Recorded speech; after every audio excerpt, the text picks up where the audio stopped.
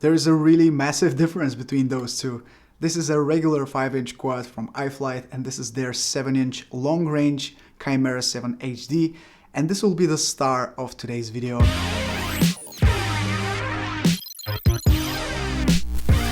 So this drone is not new. It has been on the market for quite a while now, but I just started using it a couple of weeks ago. And iFlight was kind enough to send me one for review, and if you know my channel, you know that I've been a big fan of their pre-built quads. I've tested quite a few of them here on the channel. The Nazgul 5, the Nazgul 5 Evoke, the ProTech 35, the ProTech 25, the Chimera 4, the Bumblebee. All sorts of different quads have been here on the channel. But this one is by far the biggest I have tested from them. They also have a cine lifter, but I'm not a huge fan of those as of right now. But the Chimera 7 is something very, very different from the traditional 5-inch quad, in my opinion, because it offers very different flight characteristics, and of course it allows you to go very, very far, something that I wouldn't normally do with my regular quads. Now I'm able to do with this one. So I'm very excited for today's video to share my impressions, let you know what I think about the Chimera 7, whether it's a good purchase or not, and of course I'll show you some sample footage with it, so let's get on with it. So the first thing you will notice when you look at this frame is how big it is. You saw in the intro how big this is compared to a regular 5-inch, and it's very, very long. It's quite the long frame, and also when you account those antennas on the back, the frame just becomes a lot longer, but those antennas are arguably the most important thing in this drone, simply because of how they are attached to it and the fact that you can actually move them around a little bit, just so you can have a better penetration. And even when you put a big battery on top here, they will still stick out and not be blocked by the battery, meaning that even when you turn with your back like so, your batteries will not be hidden behind the battery. They will still stick out over the battery, and that makes sure that you will still have a good signal no matter what, if you still have direct visibility with the drone. Something that you have to learn when it comes to long range flying is that you need to have a visual line of sight at all times with your drone. If you go behind a large forest, for example, or some rocks, you will lose your drone, you will lose your signal. That's just how things go. It's impossible to keep flying if you don't have direct visibility and you are like 3-4 kilometers away. That's just how things are, and there are some things you need to know if you plan to fly long range: how to position yourself, how to position the quad. You need to see it at all times, or at least know where it's going, so you can have that line of sight so you don't lose that signal. Something else on the back of the drone is of course the built-in GPS module, which makes sure that you can enable GPS rescue at all times. You will need to wait until you connect to at least 5 satellites before you take off, but in my experience, having at least 10 is crucial for that signal strength when you need the GPS rescue to kick in. This drone is also equipped with Crossfire Nano RX. It's not the diversity module, it's the standard Nano RX, which for some people could be less than ideal, but you can always switch that out if you want.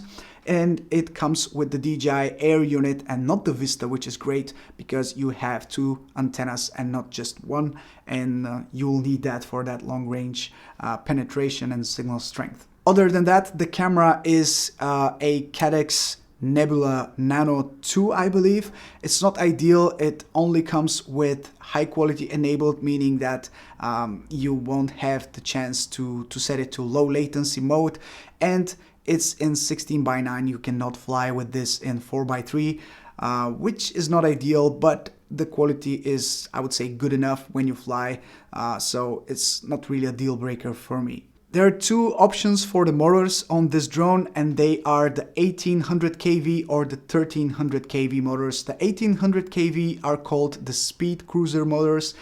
They are perfect if you plan to fly a little bit faster and maybe also do some sorts of freestyle on the side every now and then. But I opted for the 1300 kV motors because I think for me, what I plan to do with this quad personally is slow, cinematic, risk-free, if I can say that, flights where you are flying very gently, very carefully, very peacefully, and you're just enjoying the scenery. This is something that I wanted to do, and this is something that I just plan to use this drone for. I don't want to have the performance of a 5-inch quad on this. It's just not how I plan to use it. So I opted for the 1300 kV motors. They are a little bit better for the battery. Of course, they allow you to fly a little bit longer. And speaking about battery, here is the one that I decided to buy. This is a 4000 milliamp hour lithium ion battery, which is also made by iFlight.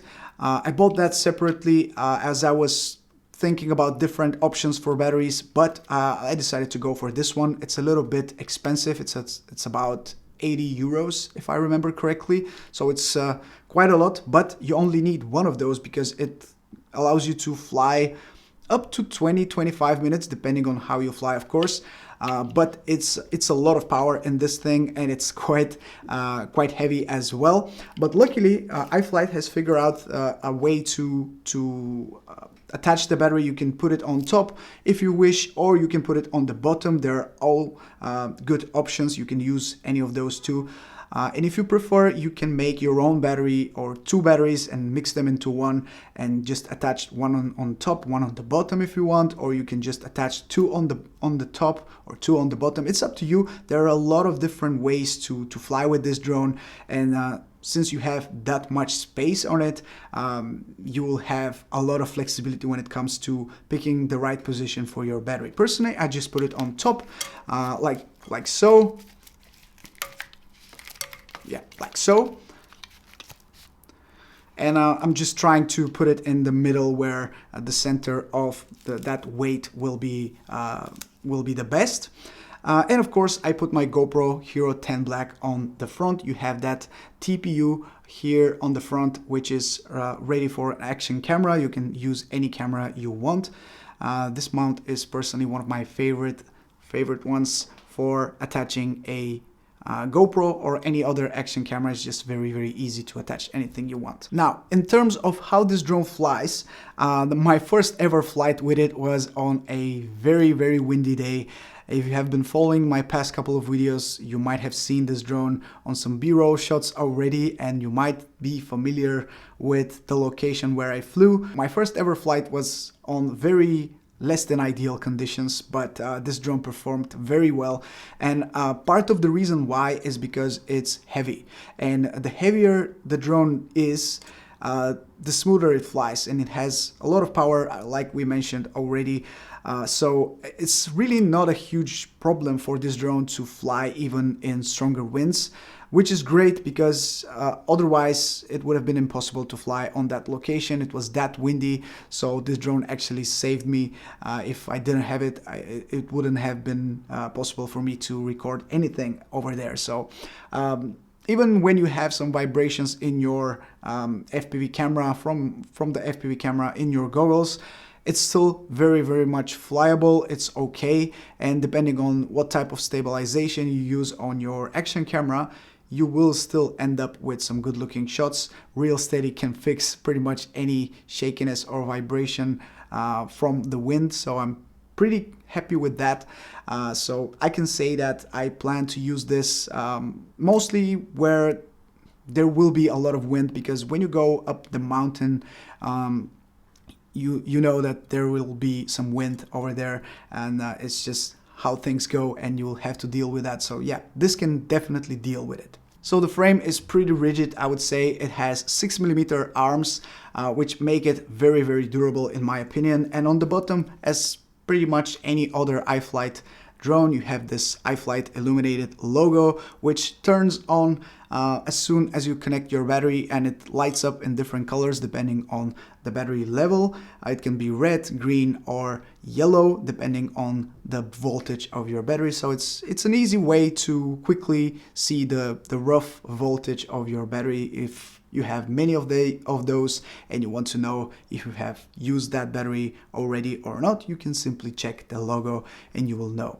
But other than that, I'll now leave you with some sample footage from the Chimera 7 in the mountains. I managed to get up to about 3 kilometers of distance, and this is where I got a little bit scared that I might lose the drone, because even though the signal was rock solid and I was at 50 megabits per second in my goggles, I got an error on my radio saying telemetry lost, which is one of the scariest things that you might hear, because the crossfire might just cut off and you will lose all connectivity with your drone if things go really bad. So I was not sure if the drone will be able to regain the telemetry back.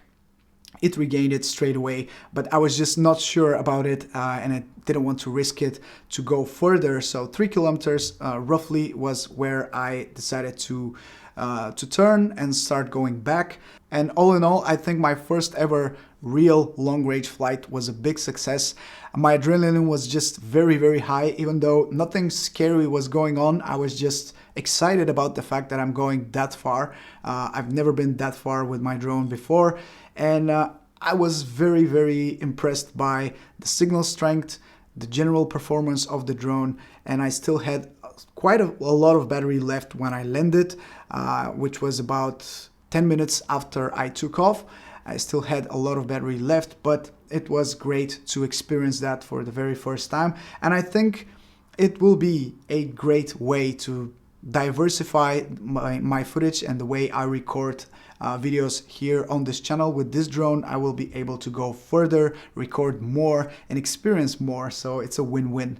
And the only thing I would say I don't like about this drone is the price, because it's about $650 in its current configuration with the Nano RX receiver, and that's without the battery, which is about, like I said, 80 euros. I'll try to find it how much it is in dollars. And it gets expensive, but I think for what you're getting, if you really want to have a long-range quad, this is definitely a great option, because it has a very nice build quality. I would say iFlight has never let me down in terms of quality and performance. I've heard some things from other people who are not 100% happy with iFlight, but personally I've never had issues, and I know their customer support is great if you had a problem with any of those parts. But that's the only thing I don't really like, maybe the how much space it takes outside of my backpack, but it's really small thing compared to what you're getting and what you can do with this drone. So yeah, I think definitely the Chimera 7 is a great option when it comes to a long-range quad. And if you plan to build one yourself, I think it might be a little bit cheaper depending on what components you choose, but it won't be that much cheaper. So is it really worth it to buy this or build your own? It's really up to you. I can't really tell you, as I don't know your exact needs, but for me, I think that's something that I will enjoy for a very long time from now on. And I'll be using it for creating some more epic videos on this channel. So with that being said, I will leave you with a little bit more footage from the Chimera 7. I hope you enjoyed today's video. If you did, you know what to do. Drop a like, subscribe, help me achieve those 100K before the end of the year.